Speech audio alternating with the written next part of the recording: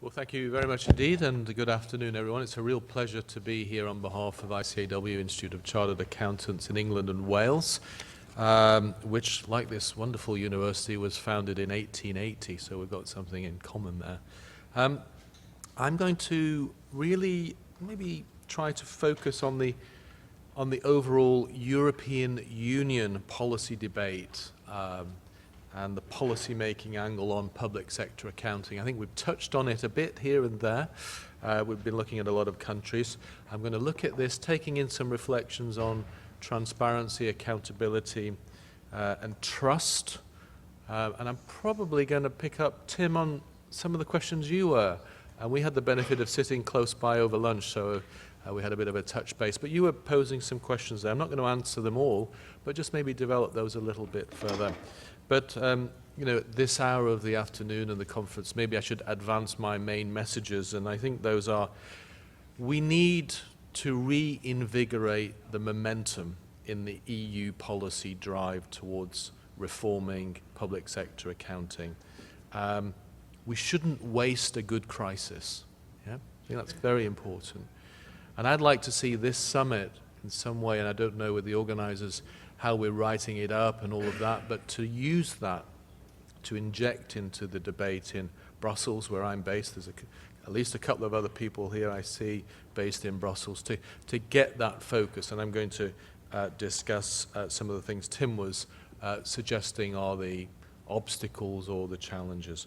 Let me also say I must declare a particular and long-standing interest in public sector issues deriving from my own academic research before I joined ICAW 25 years ago on the Italian state industrial sector from the collapse of the banking system in the 20s and particularly early 30s through to that fantastic contribution the state sector made to Italy's economic miracle. So I don't want to be ideological here. Public sectors can do very good things, as well as what the Italian public sector then went on to do in the post-war period, which was become the repository for so many defunct companies and organizations and a sort of social absorption system with absolutely terrible financial consequences. So I think this is quite a good salient reference point for what is Europe's challenge today on public sector finances, stability. The issues we face have very long origins, and the crisis of 2008, etc., I see is really the icing of a cake which has been very long in the baking. I can't go back as far as Jake does in over the centuries, but what I'd really encourage reflection on is what's happened over the last few decades in particular, not in every country in every way, but generally in developed Western countries where I think on the part of citizens, there's kind of been an expectation that living standards are always going to get better, yeah? That we're always going to live longer, that the state somehow will always be there to help. As I said, not in every country in the same way. And the key question for me is, how has that been achieved? And I think addiction to debt, both public and private, are really important in that. And so when the future historians write about what's happened now, I think it might be the point at which we realize that that debt addiction just couldn't be sustained any longer. Some of my remarks, all of my remarks, will really be based around what ICAW has been doing in Brussels over the last 20 years. I won't give you any details particularly of that, but I just say we approach this, like the centre here, in a public interest way. What I want to do is just have a few reflections on policy making in Brussels, in the centre of the EU. And I know colleagues here, Daniel and Nicolas Villan, will probably talk maybe a bit more about this, but the weighting of attention, it's quite intriguing and incredible. We do know that basically, just being crude about it, half of the EU economy across the different countries is in one way or another in the hands of the public sector. But the focus of Brussels predominantly, when you look at the Parliament, what it's looking at, what the Commission's talking about is private sector or private company reform. And when you look at what's happened post the crisis, I'm not going to list all of this sort of stuff for you, but whether it's in the banking reform, whether it's even in the accounting and auditing profession, has been so focused and driven to conclusion there. And on the public sector side, yes, there have been changes in terms of the budgetary surveillance, etc. But the drive to conclusion there, I think we still need to see how effective that will be. We've always had a tradition of, well, let's make an exception because it's a pretty big country and we can't rock the boat. So whether the new system of surveillance will actually be effective, I think that's an open question. But also when we dip into that and we look at this requirement, let's say, to proceed toward public sector accounting reform in the six-pack and the two-pack, has really not taken off. It's petered out. Now, I don't want to be at all accused of not acknowledging the very good efforts of Eurostat at the center of driving that debate, nor of the efforts to get individual countries to move towards accruals. I don't want to be seen as not acknowledging that. I want to acknowledge that.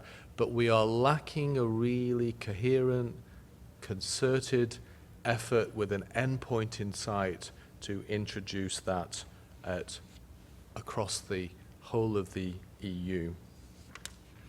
Now, just as an example, and it might be a trivial one, it's not a scientific one, but when you look at, for example, the public consultation on reform of audit, which everyone in the profession was talking about for the last 5 or 6 years, generated 700 responses in relation to things like, mandatory audit firm rotation, independence, etc. The Eurostat consultation on the right standards to use, I think, had 68 responses. As I said, maybe not so scientific, but just gives you an interest and insight into the degree of focus. Why is it that we have this situation in this way? Well, this conference is about the European crisis, and the European crisis is manifesting itself in many different ways. I think, we do have to accept that there are issues around migration policy. We do have to recognize there is a general sentiment in many countries, and Central and Eastern Europe is an example of this, that maybe the European Union's interfered too much in everyday lives. And how could I get away with speaking here without recognizing that at least some countries are asking themselves about their membership of the EU, the UK referendum. So I think there are a lot of elements in there, and of course on the referendum, I think there seems to be only one point of real certainty at the moment, and that is the position of the US president on that. I think the rest is quite finely balanced. Another reason, and it's come up time and time again, but I think I need to reference this, is faith in the Maastricht criteria. Well, doesn't this do what needs to be done? And this is often cited time and time again. I was struck by a comment made by the Eurozone president, Jeroen Dijsselbloem, apologies for my pronunciation, at a conference. I actually posed the question. I said, when you're staying up all night with everyone and you're negotiating all this stuff, have you thought about the kind of, longer term liabilities which are reflected in things like whole of government accounts? And he answered very honestly, and he said, well, I don't have a position on that, but I realize I should have one. And this is an extraordinary admission. It's an extraordinary admission of the reference points used in a lot of these discussions. And Paul, your presentation earlier is very compelling to say why there should be that wider picture.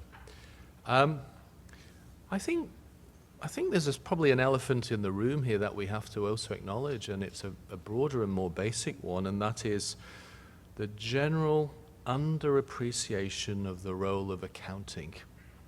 And that might be an upsetting story for many, but when you actually talk to people at the Parliament and you talk even to commissioners who are responsible for the Eurozone, they see accounting basically as yeah, but we'll do the accounting bit when we've sorted out all the structural reforms, because then we'll have a good way of tidying it all up in a nice bookkeeping exercise that will work. So we'll do it then. They don't really see accounting as a means and a mechanism for understanding and then addressing the key structural problems that we have. And I may be off the mark here with a remark, and people like Peter Welsh will remember this, but what did it take to get the European Commission to take accounting serious for its own organization? And that was a mass resignation in the late 1990s, when suddenly it was like, accounting really is a fundamental for the organization of our European Commission and the budget. I think we're still far away from that in relation to public sector accounting and its role in the fiscal sustainability of Europe. And the other thing to say, I think, is, I'm just throwing out things here which, may be points of discussion. Deference to governments. I think over the last few decades we've seen the breakdown of deference in many areas, to organized religions, some cases, to professions, to medical profession, sometimes, to elders, etc.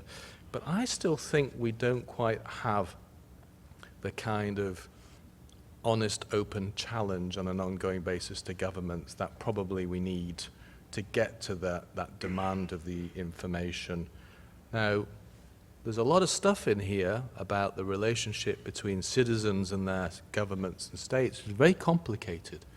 I haven't heard much talk about tax and attitudes to tax so far, but I think there are difficulties in the relationships. But generally, as a deference, both the state and the government are doing it that way, sort of, who am I to really challenge that? And I think we do have to encourage that challenge.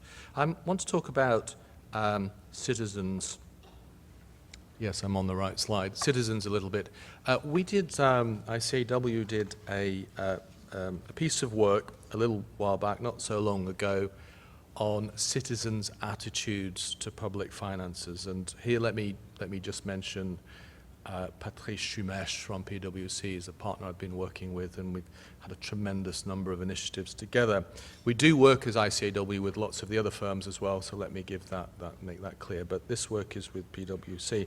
And we asked about 10,000 citizens across a number of countries, getting a good balance, as you'd expect, northeast, south, west, Eurozone, non-Eurozone, and what have you. What did it tell us? What did it show us? Well, 2 out of 3 have no solid understanding of public finances, and in places like Spain, France, and Poland, those were the lowest, and Finland actually was the highest at around 50%.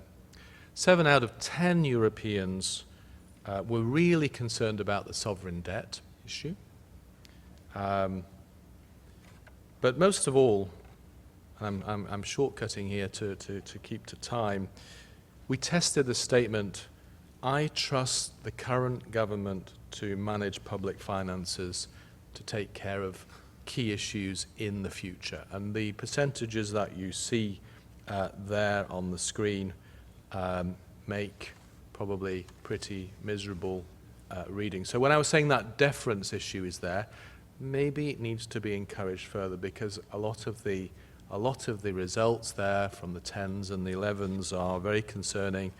And is 24% in the UK a good number? Interesting one. Do we want that trust level to be higher?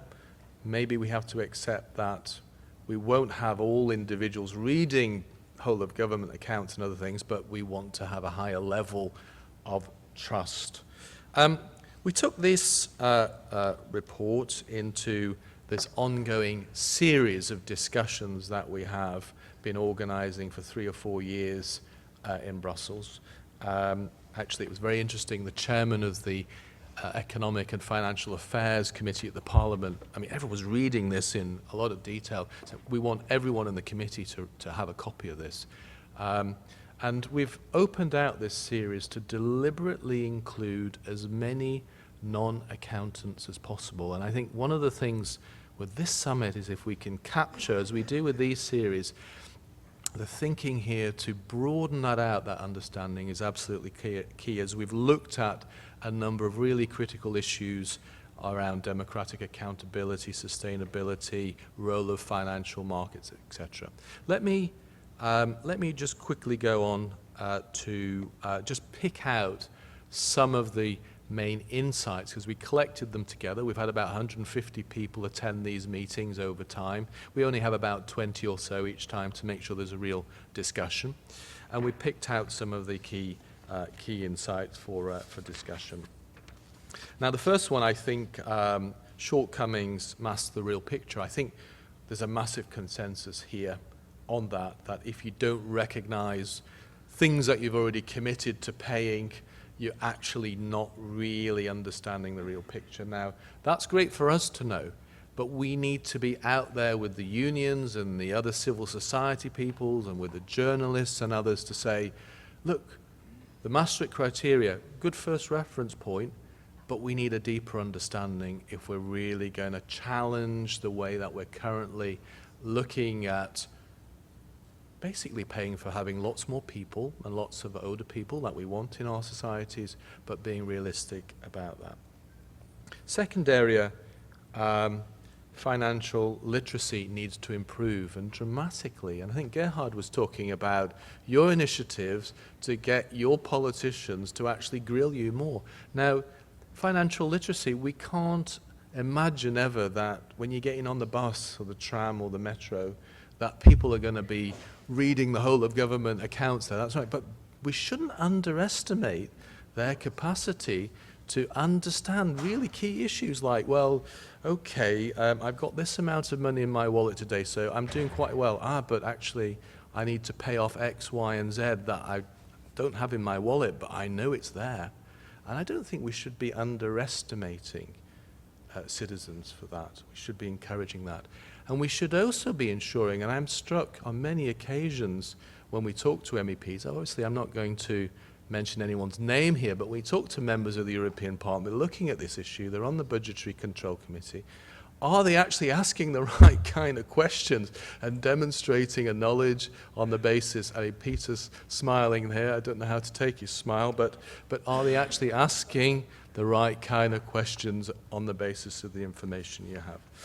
I'm racing through here. I've got 1 minute left. Oh my goodness. So I want to talk about the role of financial markets. And this is kind of part of a broader issue that we see. We want to create that momentum for change by reinvigorating the EU process. But we need drivers for that other than the kind of legislative process in Brussels.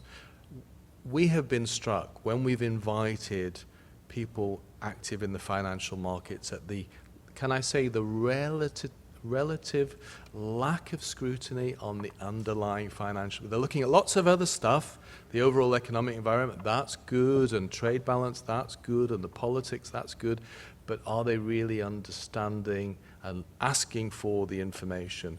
And I think we've got the rating agencies here, maybe we'll talk a bit further on that, but to be more demanding about that information. And why not create some peer competitive pressures across the countries? I know that's delicate in the Eurozone because common currency, but to get that moving in that direction along with citizens. I want to finish with just a quick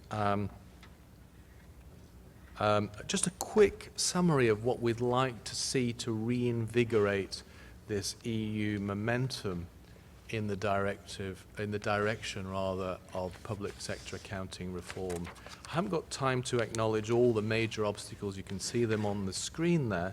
But what I want to do is just to talk about one or two of them. Now, hence my question earlier to Ed Balls. I've lost count of the number of times I've heard that cost of reform is the obstacle.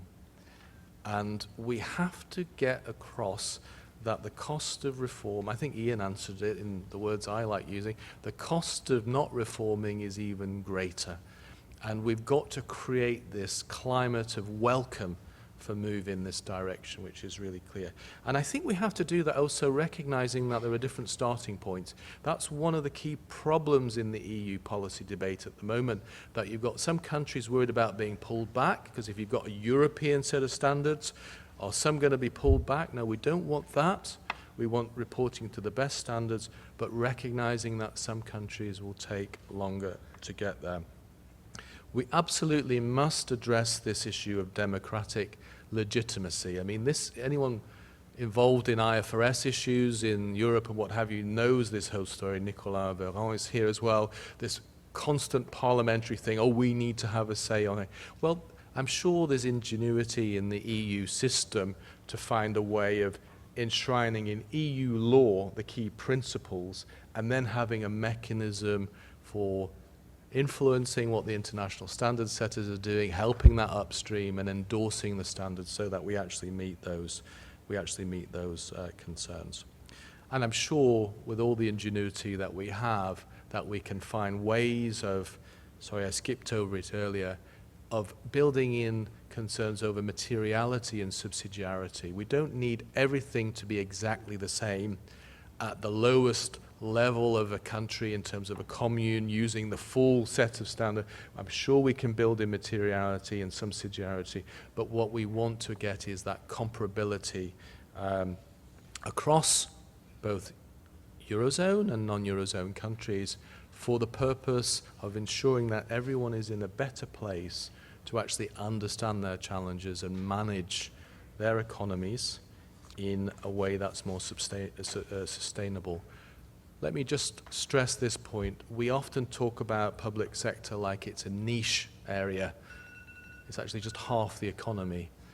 So we need the two halves of the economy to work in sync, because if you have an ongoing inefficiency in the functioning of the public sector, you're not going to have the capacity to invest in a way that enables the private sector to be as effective and efficient in this globally competitive world.